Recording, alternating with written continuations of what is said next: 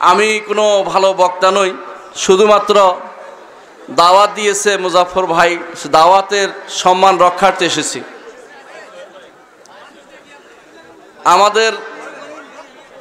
আমাদের দার্সগুলো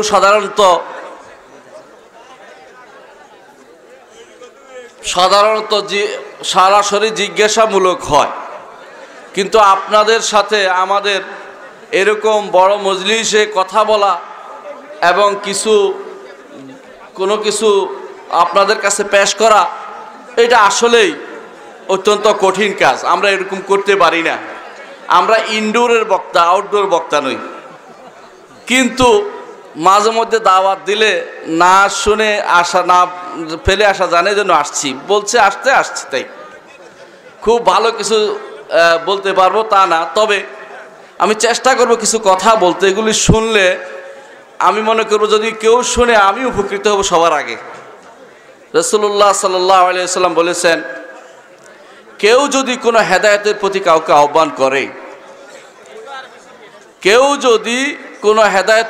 কাউকে আহ্বান করে, যত মানুষ এই হেদায়েতের প্রতি হেদায়েত গ্রহণ করবে, তত মানুষের সওয়াব তার আমলনামায় সংরক্ষিত হয়ে যাবে।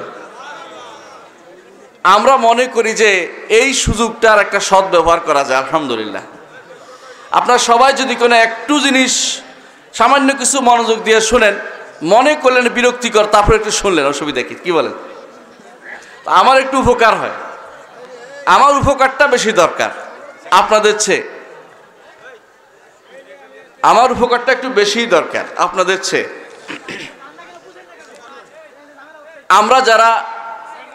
আমরা যারা আসলে ওয়াজ করে সওয়াব কামাইতে পারি না, আমাদের এই সুযোগটা পেলে আমার ভালোই লাগে যে অন্তত একটা মানুষ যদি আমার কথা শুনে আমল করে অথবা শুনে ভালো লাগে, আমার সওয়াব অনেক বেশি হবে, আমি এটাতে অনেক সুবিধা পেয়ে যাব। আলহামদুলিল্লাহ। সম্মানিত উপস্থিতি, আজকে যারা হাজির হয়েছেন সবাই, একটি জিনিস আপনাদের সামনে বলতে চাই, সেটা হচ্ছে মানুষের সবচেয়ে বড় সম্পদ কোনটা? এই ঈমানেরই আরেক নাম আকীদা। আকীদা হচ্ছে মানুষের বড় সম্পদ। কিছু কিছু মানুষ পাবেন, এদেরকে বলা হয় লা আদরিয়া, মানে জানি না, আজ্ঞেয়বাদী। এরা বলে যে আকীদার কি দরকার। এরা কিরকম জানেন? হিন্দু ধর্মের বৈশিষ্ট্য হচ্ছে সেখানে কোনো স্থায়ী কোনো আকীদা বিশ্বাস নাই। বিশ্বাস করেন কিনা? আপনার নাম শুনেছেন মহাত্মা গান্ধীর? উনি বলতেন, ওনার একটা বই আছে, নাম হচ্ছে দ্য হিন্দু, মানে হিন্দু ওনার বইয়ের নাম। ওই বইতে তিনি বলছেন যে হিন্দু ধর্মের বৈশিষ্ট্য হচ্ছে সুনির্দিষ্ট কোনো আকীদাতে বাধা নেই। এই জন্য আপনি পাবেন একজন হিন্দু পরজন্মে বিশ্বাস না করলেও হিন্দু থাকে, বিষ্ণুর বিশ্বাস না করলেও হিন্দু থাকে, কোনো একটা বিশ্বাসে তার ধর্ম আটকে থাকে না।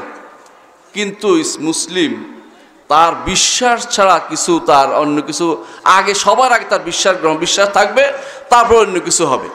এই জন্য আকীদা বিশ্বাস হচ্ছে মানব জীবনের চরম পাওয়া। একটা পাগল, একটা ছাগল, একটা ছোট বাচ্চা, ওদের আকীদা বিশ্বাস না থাকতে পারে, কিন্তু একজন মানুষের আকীদা বিশ্বাস থাকেই। একটা আকীদা বিশ্বাসের উপরেই সে সারা জীবনটা সাজায়। মসজিদের কাছে ঘর করে কেন জানেন? কেন মসজিদের কাছে বাড়ি করেন? কেন? মসজিদে যাবেন বলেন, আজান শুনবেন, আজান শুনলে সওয়াব হবে, জবাব দিবেন, মসজিদে আগের কাতারে দাঁড়াবেন। আপনার আকীদা বিশ্বাস আপনাকে মসজিদের পাশে ঘর করতে বাধ্য করেছে। সুতরাং আকীদা বিশ্বাসের গুরুত্ব কত বেশি আপনি চিন্তা করে দেখুন। আকীদা বিশ্বাসের কারণে আপনি দেখবেন মানুষ ভালো মন্দ নির্ধারণ করে। আকীদা বিশ্বাসের কারণে আপনি গোবর খান না, তাই না? গোবর খান, কিন্তু আকীদা বিশ্বাসের কারণে হিন্দু গোবর খায়, তাই না? এবং সে 5 রকমের পায়খানা দিলে পবিত্র হয়, তার আমরা যেটাকে পায়খানা বলি ওরা এটাকে পবিত্র জিনিস বলে। নাউজুবিল্লাহ। একটা আকীদা বিশ্বাস মানুষের জীবনে কত পরিবর্তন এনে দিতে পারে। আকীদা বিশ্বাসের কারণে ভাইয়ে ভাইয়ে শত্রু হয়ে যায়, আবার আকীদা বিশ্বাসের কারণে ভাইয়ে ভাইয়ে বন্ধুত্ব হয়ে যায়। তাহলে আকীদার গুরুত্ব কত বেশি আপনি চিন্তা করে দেখছেন? যে আকীদার কারণে আবু লাহাব রসুলের আপন চাচা হয়েও রসুলের বিরোধিতা করেছে, আল্লাহ তাআলা আয়াত নাজিল করেছেন তাব্বাত ইয়াদা আবি লাহাবিন ওয়া তাব, আয়াত নাজিল করেছে। আর আকীদা বিশ্বাস থাকার কারণে একরকম হওয়ার কারণে সালমান আল ফারিসি রাদিয়াল্লাহু আনহু আব্দুল্লাহ ইবনে সালাম রাদিয়াল্লাহু আনহু এক একজন এক এক দেশের হয়েও, বেলাল রাদিয়াল্লাহু আনহু অনেক দূরের মানুষ হয়েও, মুসআব ইবনে জুবাইর রাদিয়াল্লাহু আনহু অনেক দূরের মানুষ হয়েও প্রত্যেকে একে অপরের খাঁটি বন্ধুত্বে পরিণত হয়েছে। তাহলে আকীদার গুরুত্ব কত বেশি আপনি আমি কি চিন্তা করে দেখেছি? আকীদা বিশ্বাসের কারণে একজন মানুষ আরেকজন মানুষের সাথে তার জীবনে, মানুষের জন্য জীবনে সব কিছু বিলিয়ে দিতে রাজি হয়ে যায়। সাহাবায়ে কেরাম রিদওয়ানুল্লাহ আলাইহিম আজমাইন যখন মক্কা থেকে মদিনায় হিজরত করে গেলেন, মদিনাবাসীরা কি করেছে? আল্লাহ তাআলা তাদের প্রশংসা করেছেন। ওয়াল্লাযীনা তাবাওয়াউদ দার ওয়াল ঈমান ইউহিব্বুনা মান হাজারা ইলাইহিম, যারা ঈমানের ঘর করেছে আর বাড়ি করে দিয়েছে সব অন্তরকে সমস্ত ঈমানদারদের জন্য, তারা হচ্ছে আনসাররা। তাদের প্রশংসা করেছেন আল্লাহ তাআলা যে ঈমানদারদের বাড়িঘর বানিয়ে দিয়েছে মদিনাকে। তারা কি জন্য?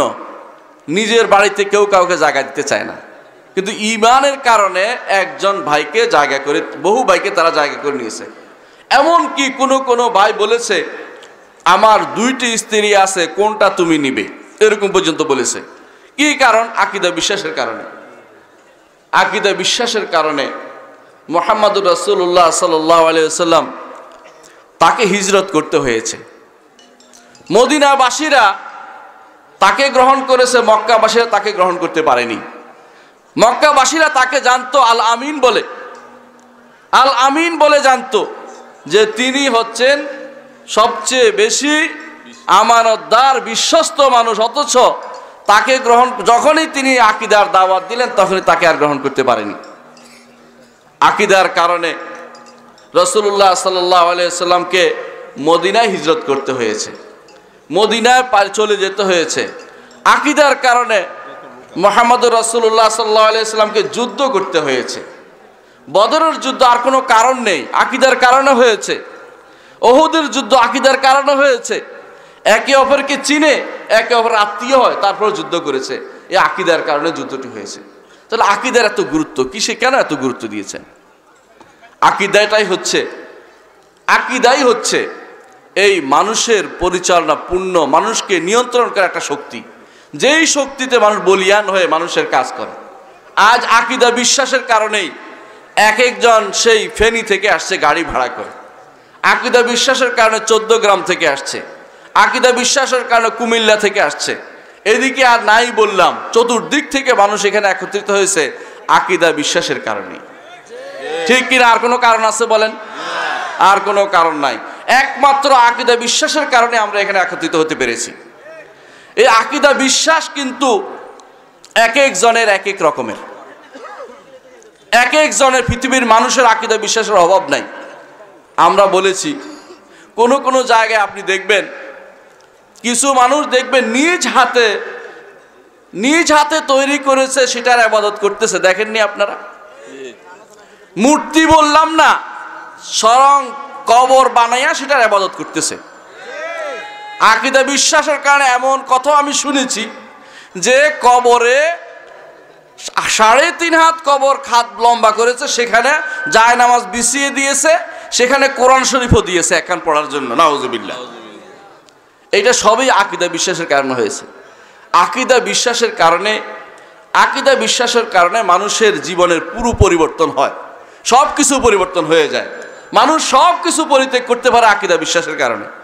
বেলাল রাদিয়াল্লাহু আনহু সব কষ্ট পেয়েও তিনি আকীদা বিশ্বাসের কারণে তিনি বেলাল রাদিয়াল্লাহু আনহু তিনি আহাদুন আহাদুন বলেছেন, ঈমান ত্যাগ করেননি। আকীদা বিশ্বাসের কারণেই সুমাইয়া রাদিয়াল্লাহু আনহা তার উপর কঠিন অত্যাচার এসেছেন, তিনি সহ্য করে গেছেন, শহীদ হয়ে গেছেন। আকীদা বিশ্বাসের কারণেই হামজা রাদিয়াল্লাহু আনহু শহীদ হয়েছিলেন। আকীদা বিশ্বাসের কারণেই আজ পর্যন্ত মুসলিম অমুসলিম ভাগ হয়ে গেছে। আকীদা বিশ্বাসের কারণেই এই মুসলিমদের মাঝেই আবার ভিতরে ভিতরে আকীদাগত পরিশুদ্ধির অভিযান চলছে। আজ আপনারা যেই অভিযানে আছেন, যেই কর্মকাণ্ডে আছেন, এটাই হচ্ছে সত্যিকার আকীদার মিশন। এই মিশন এবং ভিশনকে আপনাদের এগিয়ে নিয়ে যেতে হবে। আকীদা বিশ্বাসের গুরুত্ব কতটুকু দেখেন। মুহাম্মদুর রাসূলুল্লাহ সাল্লাল্লাহু আলাইহি ওয়াসাল্লাম তিনি আকীদার এই বিশ্বাস নিয়ে আল্লাহ তাআলা তাকে দুনিয়াতে পাঠিয়েছেন। যুগে যুগে প্রত্যেকটি নবীকে আকীদার মিশন দিয়ে প্রথমে পাঠানো হয়েছে। আল্লাহ তাআলা কোরআনে কারিমে বলেছেন, ওয়ামা আরসালনা মির রাসূলিন ইল্লা নূহি ইলাইহি আন্নাহু লা ইলাহা ইল্লা আনা ফা'বুদুন। যখনই রাসূল পাঠিয়েছেন আকীদার একটা বিরাট সবক ধরিয়ে দিয়েছেন। সেটা কি? আমি ব্যতীত আর কোনো ইলাহ নেই, সুতরাং একমাত্র আমারই ইবাদত করো। দুনিয়ার বুকে একটা জিনিস প্রতিষ্ঠা করেন, একমাত্র আল্লাহর ইবাদত প্রতিষ্ঠা করেন, আল্লাহ তাআলা আপনার সমস্ত কিছু দায়িত্ব তিনি গ্রহণ করবেন। মুহাম্মদুর রাসূলুল্লাহ সাল্লাল্লাহু আলাইহি ওয়াসাল্লাম এই দায়িত্বই তিনি পালন করেছেন। মক্কাতে যতদিন ছিলেন, কত বছর ছিলেন বলেন তো? মক্কাতে কত বছর ছিলেন? নবুয়তের পরে কত বছর ছিলেন? 13 বছর। 13 বছর মদিনার পর নবুয়তের পর 13 বছর ছিলেন। 13 বছরের মধ্যে মুহাম্মদুর রাসূলুল্লাহ সাল্লাল্লাহু আলাইহি ওয়াসাল্লাম প্রথম 10টি বছর শুধু আকীদার দাওয়াত দিয়েছেন। কোনো নামাজ ফরজ হয়নি, সালাত ফরজ হয়নি, সাওম ফরজ হয়নি, যাকাত ফরজ হয়নি, হজ ফরজ হয়নি। তাহলে ছিল কি? কোন জিনিসটা ছিল? একটি বাণী ছিল যা কাফেররা মানতে পারেনি। সেই বাণীটি কি? লা ইলাহা ইল্লাল্লাহ। লা ইলাহা ইল্লাল্লাহ। তাদেরকে যখন বলা হতো কুলু লা ইলাহা ইল্লাল্লাহ, তখন তারা বলতো আইন্না লাতারিকু আলিহাতিনা লিশাইরিন মাজনুন। আমরা কি আমাদের ইলাহদেরকে ছেড়ে দেব এই পাগলের কথা শুনে? নাউযুবিল্লাহ। মুহাম্মদুর রাসূলুল্লাহ সাল্লাল্লাহু আলাইহি ওয়াসাল্লামকে তারা যত রকমের খারাপ কথা এই আকীদার কারণেই বলেছে। আগে কিন্তু কোনোদিন কিছু খারাপ বলে নাই। মুহাম্মদুর রাসূলুল্লাহ সাল্লাল্লাহু আলাইহি ওয়াসাল্লাম যখন এই আয়াত নাযিল হলো, ফাসদা বিমা তু'মার ওয়া আ'রিদ আনিল মুশরিকিন, আপনাকে যা বলা হয়েছে এটা আপনি প্রচার করুন, মুশরিকদের থেকে মুখ ফিরিয়ে নিন। যখন মুহাম্মদুর রাসূলুল্লাহ সাল্লাল্লাহু আলাইহি ওয়াসাল্লাম আয়াত নাযিল হলো, ওয়া আনজির আশীরাতাকাল আকরাবিন, আপনার নিকটস্থ মানুষদেরকে ভয় প্রদর্শন করুন। যখন রাসূলুল্লাহ সাল্লাল্লাহু আলাইহি ওয়াসাল্লাম আয়াত নাযিল হলো, কুম ফাআনজির ওয়া রাব্বাকা ফাকাব্বির, দাঁড়ান এবং ভয় প্রদর্শন করুন।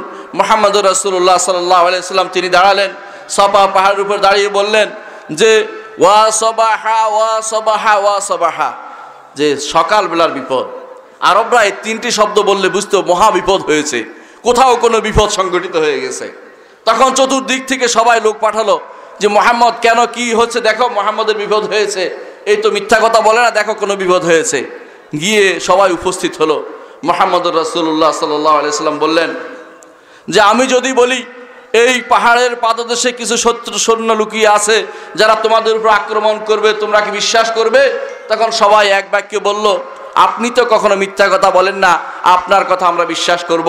মুহাম্মদুর রাসূলুল্লাহ সাল্লাল্লাহু আলাইহি ওয়াসাল্লাম তখন বললেন, ইন্নী নাযীরুল লাকুম মিল্লাতুন আযাব, নাযীরুল লাকুম, আমি তোমাদের জন্য ভয় প্রদর্শন মিনাল্লাহ আযজা ওয়া জাল আল কারীম, আল্লাহর পক্ষ থেকে ভীতি প্রদর্শনকারী হিসেবে আমি প্রেরিত হয়েছি। আল্লাহর পক্ষ থেকে তিনি ভীতি প্রদর্শনকারী হিসেবে প্রেরিত হয়েছেন। মুহাম্মদুর রাসূলুল্লাহ সাল্লাল্লাহু আলাইহি ওয়াসাল্লাম এই ঘোষণা দেওয়ার পরে আবু লাহাব দাঁড়িয়ে বলল, তাব্বান লাকা আলিহাযা জামাতানা, তোমার ধ্বংস হোক, এই জন্য কি আমাদেরকে একত্রিত করেছ? আগের অবস্থা দেখেন, আগে বলেছে তুমি তো কোনোদিন মিথ্যা কথা বলো না, আর সঙ্গে সঙ্গে যখন তিনি তাদের কুফরির বিরুদ্ধে, শিরকের বিরুদ্ধে, তাদের আকীদার বিরুদ্ধে কথা বললেন, তখনই খারাপ হয়ে গেলেন।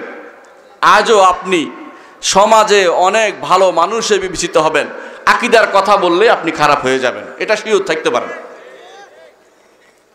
কি বলছে দেখেন, ক্বালু ইয়া সালিহু কাদ কুনতা ফীনা মারজুয়ান ক্বাবলা হাযা আতানহানা আন না'বুদা মা ইয়াবুদু আবাউনা মিন ক্বাবল। হে সালেহ, সালেহ আলাইহিস সালাম কি বলতেছে, সালেহ আগে তো তোমার খুব ভালো মানুষই দেখছিলাম, আশাবাদী ছিলাম তোমার ব্যাপারে যে এবার এর দ্বারা কিছু একটা হবে। তুমি কি আমাদেরকে আমাদের মাবুদদের থেকে ভিন্ন পথে নিয়ে যেতে চাচ্ছ? সালেহ আলাইহিস সালাতু ওয়াস সালাম এই অবস্থা। আবার দেখেন শুআয়ব আলাইহিস সালাতু ওয়াস সালাম কি বলতেছে, আসসালাতুকা তা'মুরুকা আন নাতরুকা মা ইয়াবুদু আবাউনা আও আন নাফআলা ফি আমওয়ালিনা মা নাশা।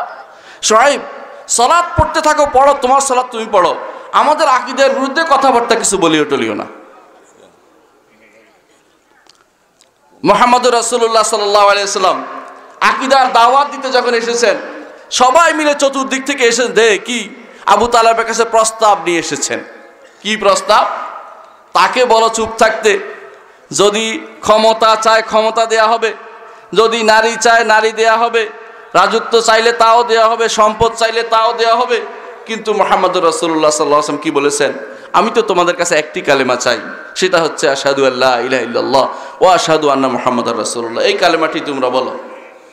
মুহাম্মদুর রাসূলুল্লাহ সাল্লাল্লাহু আলাইহি ওয়াসাল্লাম তিনি মক্কার জিন্দেগিতে তিনি সব সময় যেতেন, কোথায় যেতেন? এই আকীদার মিশন নিয়ে তিনি বের হতেন সব সময়। মুহাম্মদুর রাসূলুল্লাহ সাল্লাল্লাহু আলাইহি ওয়াসাল্লাম 10টি বছর আকীদার মিশন নিয়ে বের হয়েছিলেন। এরপরেও মিশন তার আকীদারই ছিল, প্রথম মিশন ছিল আকীদা। এই জন্য আমাদের শেখ আলবানী রাহিমাহুল্লাহ একটা কিতাব লিখেছেন, আল আকিদাতু আউওয়ালান লাউ কানু ইয়ালামুন। যদি তারা জানতো প্রথম মিশন হবে আকীদার। এটা আমি islamhouse.com অনুবাদ করে দিয়েছি, ইন্টারনেটে সেটা পাবেন। আকীদার মিশন মুহাম্মদুর রাসূলুল্লাহ সাল্লাল্লাহু আলাইহি ওয়াসাল্লাম শুরু করেছিলেন।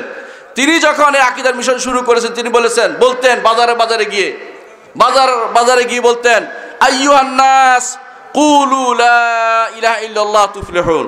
হে মানব সমাজ, শুধু বলো লা ইলাহা ইল্লাল্লাহ, সফল কাম হবে।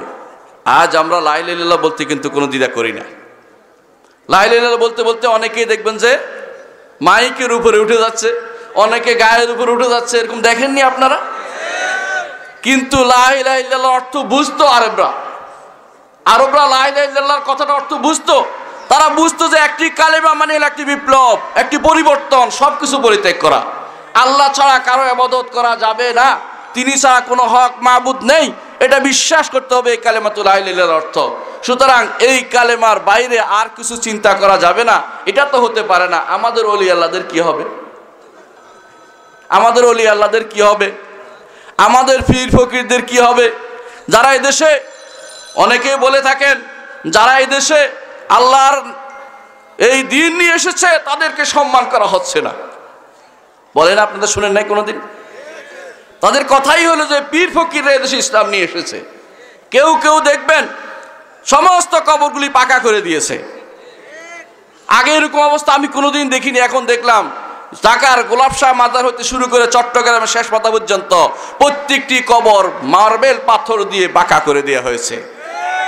এটা কি আকীদার মিশন না শিরকের মিশন চলে হয়েছে? বলেন, শিরকের মিশন চালু করে দিয়েছে তারা, আকীদার মিশন নয়। মুহাম্মদুর রাসূলুল্লাহ সাল্লাল্লাহু আলাইহি ওয়াসাল্লাম তিনি খানা কাবাকে, আল্লাহর ঘরকে শিরক থেকে মুক্ত করেছেন। তিনি আরব উপদ্বীপকে শিরক থেকে মুক্ত করেছেন। তিনি এই শিরকের বিরুদ্ধে দাঁড়িয়েছেন। আজ এই শিরকের বিষয়ে শিরকটাই তারা প্রচলন করছে, আর নাম বলছে ওলি আল্লাহদের তথাকথিত সম্মান। ওলি আল্লাহদের সম্মান এইভাবে হয় না। ওলি আল্লাহদের সম্মান হচ্ছে তারা যদি কোনো হক কথা বলে যায় সেগুলিকে মেনে চলা, আর হক কথা বলে না গেলে সে ওলি আল্লাহ হইতে পারবে না। কোনোদিন হক কথা না বললে ওলি আল্লাহ হওয়া যায় না।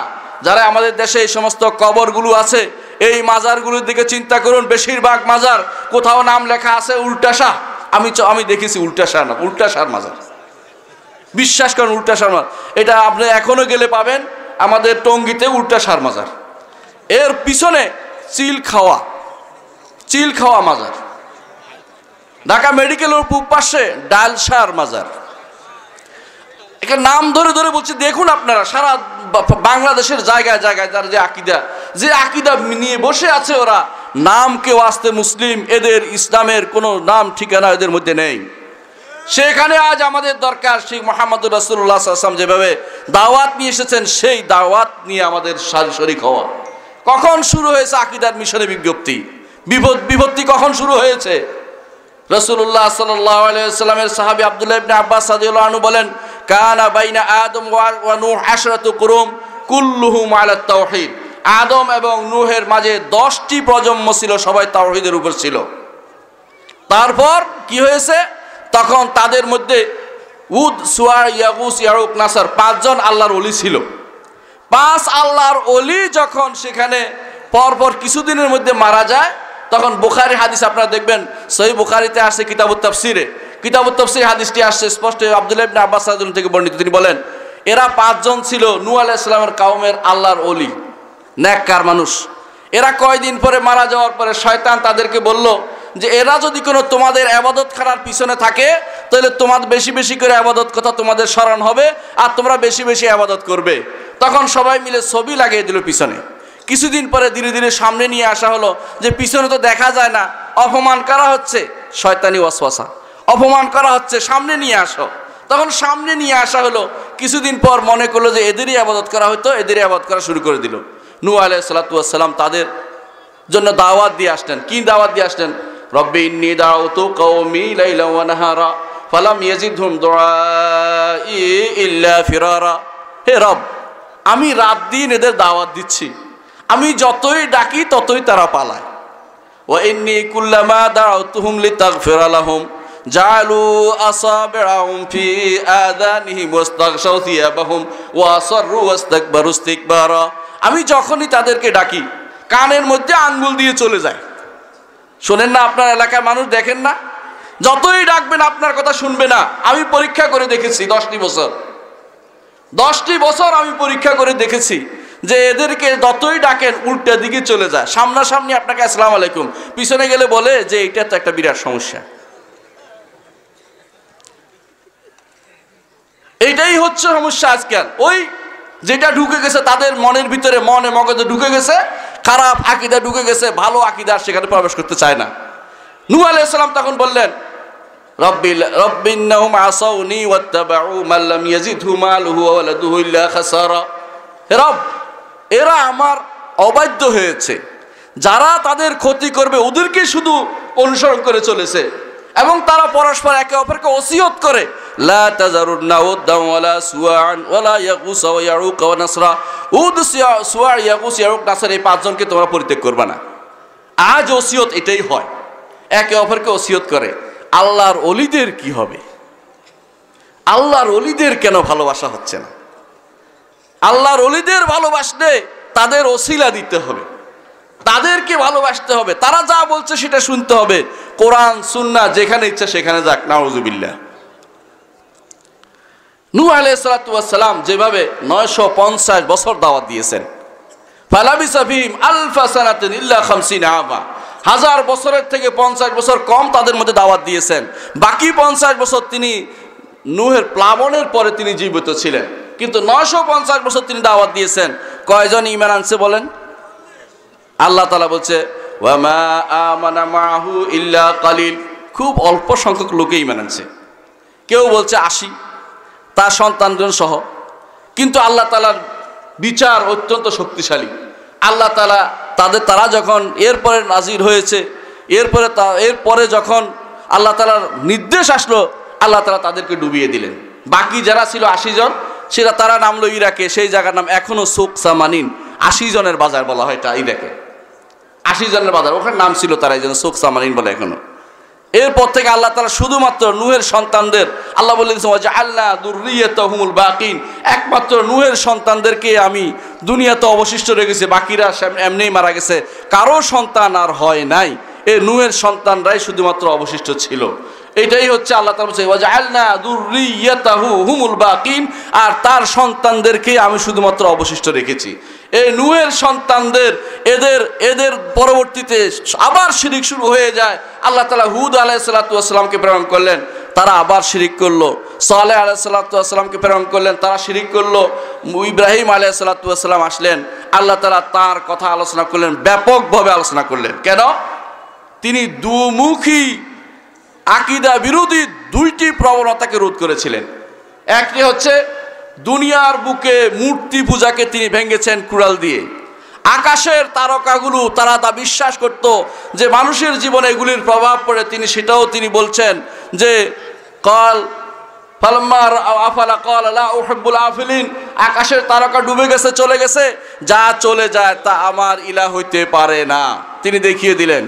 এভাবে ইব্রাহিম আলাইহিস সালাতু ওয়াস সালাম তিনি প্রমাণ করে ছাড়লেন যে আকীদা বিশ্বাসের বিশুদ্ধ আকীদা বিশ্বাস কোনটা তিনি দেখিয়ে দিলেন। আল্লাহ তাআলা তাকে সহযোগিতা করলেন, তার দ্বীনে আজ পর্যন্ত অবশিষ্ট আছে। সেটাই হচ্ছে মিল্লাতা আবিকুম ইব্রাহিম হুয়া সাম্মাকুমুল মুসলিমিন।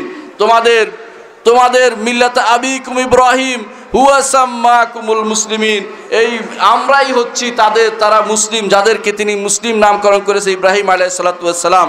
সেই ইব্রাহিম আলাইহিস সালাতু ওয়াস সালাম সে আকীদার মিশন নিয়ে এগিয়ে গিয়েছিলেন। ইব্রাহিম আলাইহিস সালাতু ওয়াস সালামের পরে সে আকীদার মিশনে এসেছেন। সে আকীদার মিশনে যুগে যুগে নবীরাও এই মিশন নিয়ে এসেছিলেন। সুতরাং দুনিয়ার বুকে শ্রেষ্ঠ যে কাজটি হয়েছে সেটা হচ্ছে আকীদার মিশন। এই আকীদার মিশন নবীদের কাজ। নবীদের এই কাজের কারণে আপনার আমার প্রত্যেকের ওই পরিণতি হবে যেই পরিণতি নবীদের হয়েছিল। নবীদের কি পরিণতি হয়েছিল? কেউ কি শান্তিতে বসবাস করতে পেরেছেন? কারো কি শান্তি হয়েছে? সুতরাং আপনার আমার যা এখন হচ্ছে, আমাদের সেটা পাওনাই ছিল, এটা হবারই ছিল, না হবার কিছু ছিল না।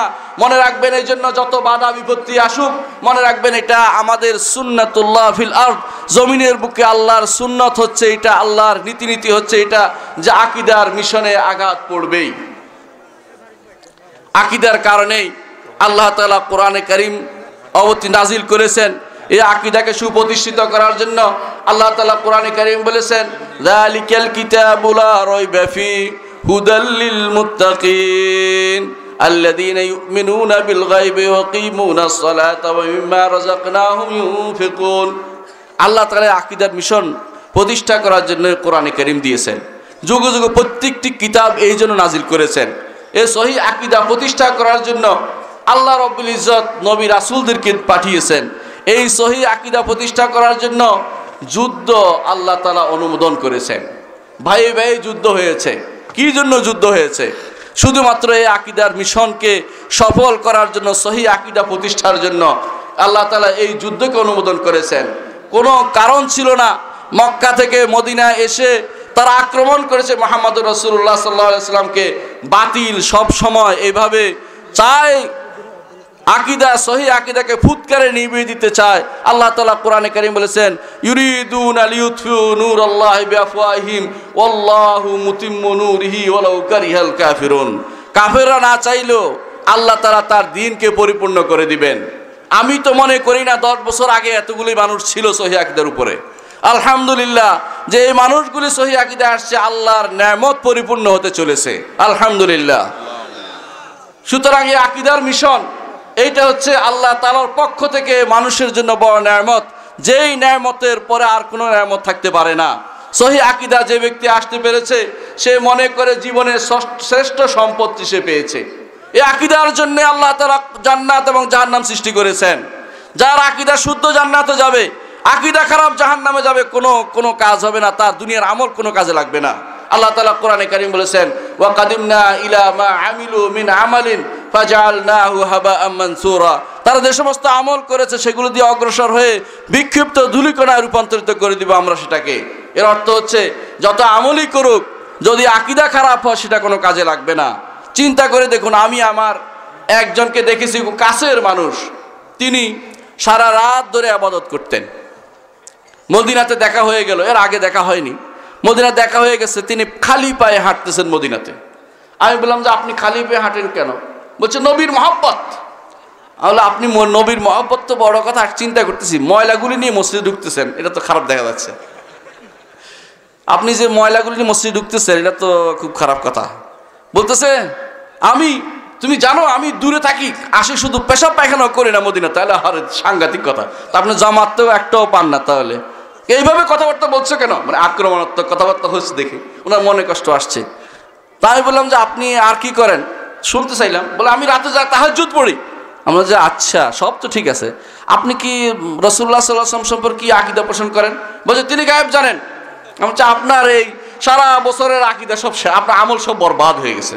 হ্যাঁ, তোমার কথা শুনবো না, তোমার বাড়িতে যাবো না, তোমার কাছে দেখা করবো না, আমি এটা সিদ্ধান্ত নিয়েছি এখন থেকে। বলে আপনার দেখা না করা আমার কিছু অসুবিধা হবে না, তবে আপনি আল্লাহর ওয়াস্তে এই বিশ্বাসটা পরিবর্তন করে দেন যে আল্লাহ ছাড়া কেউ গায়েব জানে না, না হলে আপনার সারা রাত্রির আমল এমনি বরবাদ হয়ে গেছে।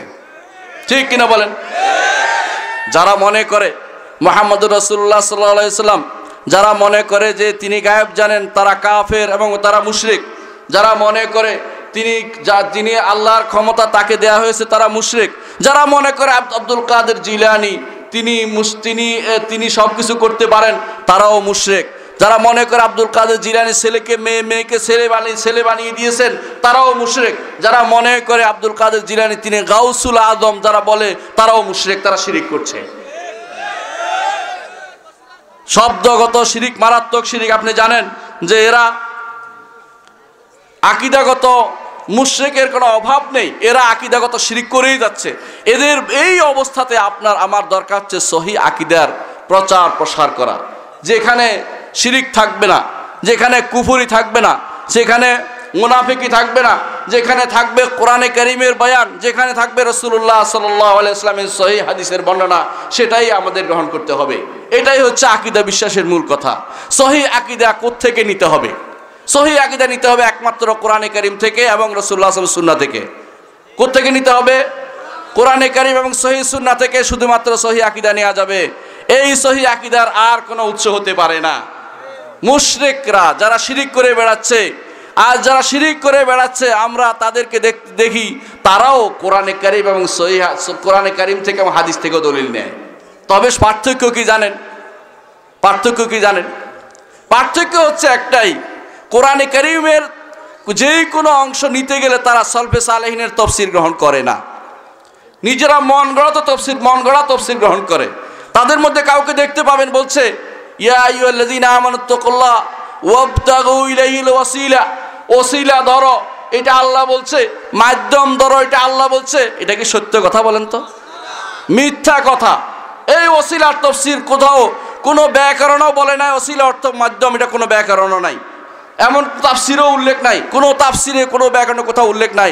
নিজেরা বানিয়ে ওসিলা অর্থ তারা মাধ্যম বানিয়ে নিয়েছে, কারণ তাদের সেটা প্রয়োজন, তাদের সেটা দিয়ে ব্যবসা বাণিজ্য খুলে বসবে, দরবার বানিয়ে বসবে মানুষকে, এই জন্য ওসিলা অর্থ তারা মাধ্যম বানিয়ে নিয়েছে, তাদেরকে ধরতে হবে। তারা মনে করছে এর চেয়ে বড় অপব্যাখ্যা আর কিছু হতে পারে না, এটা কোথাও তারা খুঁজে পাবে না। এটাই হচ্ছে কোরআনে কারীমের তারা ধরে, তবে যেটা ব্যাখ্যা তাদের মনকুল হয় সেরকম তাদের মনের আগে সেরকম ব্যাখ্যা তারা তৈরি করে নেয়।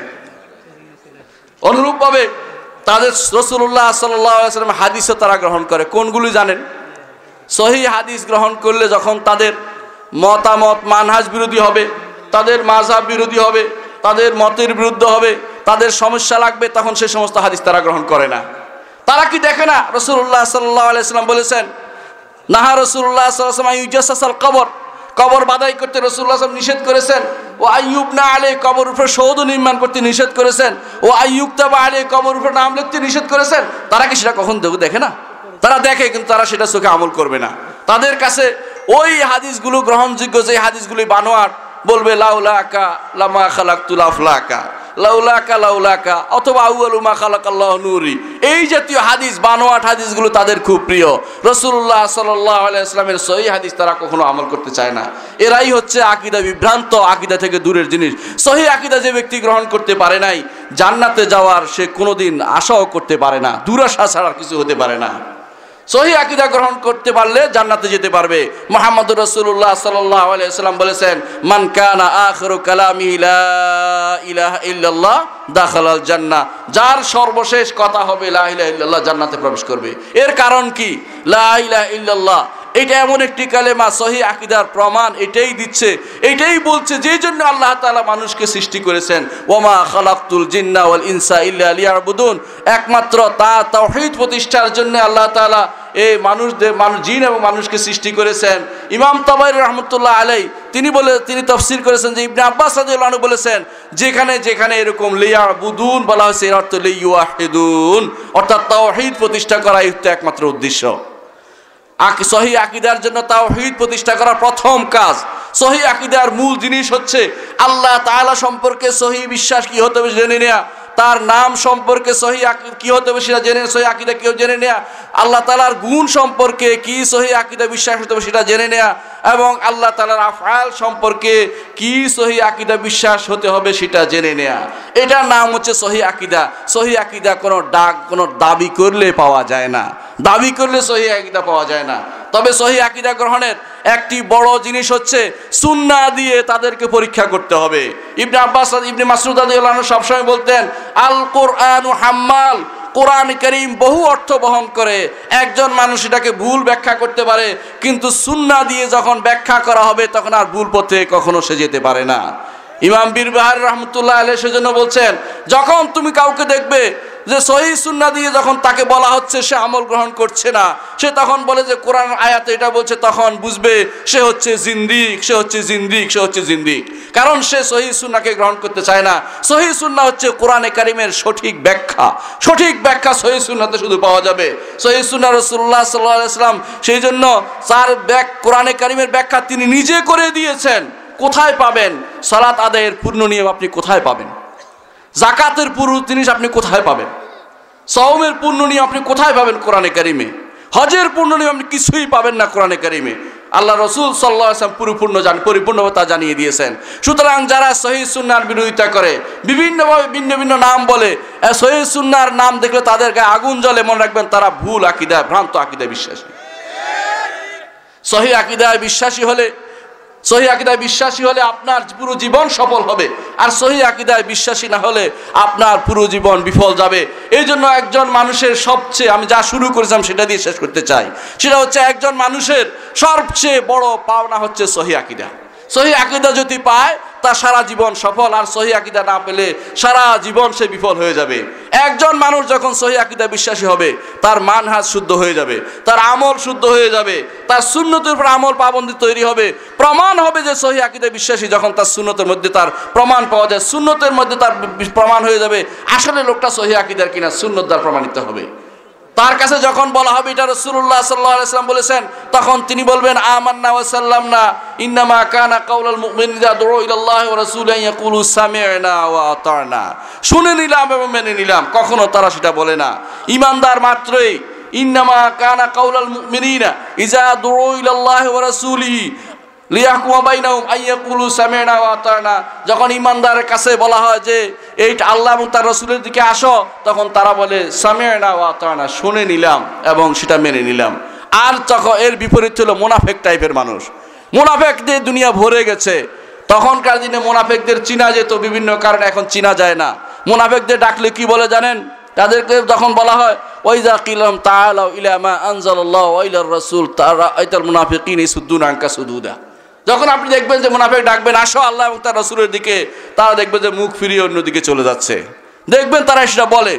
তাদের মধ্যে অনেকে আছে আলেমদেরকে তারা ভিন্নভাবে চিত্রায়িত করে, আলেমদের নামে তারা কেস করে, তাদেরকে বিভিন্নভাবে হেনস্থা করতে চেষ্টা করে, বিভিন্নভাবে তারা অপমানজনক কথা বলতে চেষ্টা করে। সত্যিকার আলেম যারা সারাটা জীবন ব্যয় করেছে দ্বীনের জন্য, তাদেরকে বলে যে তাদের দ্বারা নাকি তাদের ঈমানের ঘাটতি, তাদের কি হচ্ছে, তাদের বিশ্বাসের সমস্যা হচ্ছে, বা তাদেরকে বলা হয় যে তাদের আকীদা বিশ্বাসের উপরে আঘাত হচ্ছে। এই জাতীয় কথা বলে তারা আবার কোর্টেও যায়, কেস করতেও যায়। দেখেন না আপনারা সেটা? আপনাদের চোখে পড়ে না সেটা? যারা সারাটা জীবন ব্যয় করে সহিহ আকীদা বিশ্বাসের জন্য, উল্টা তাদের বিরুদ্ধেই তারা কেস করে যায় যে এরা আমাদের আকীদা বিশ্বাসে আঘাত করতেছে। নাউজুবিল্লাহ। তোমাদের আকীদা বিশ্বাস কি তোমরা সেটা বলো।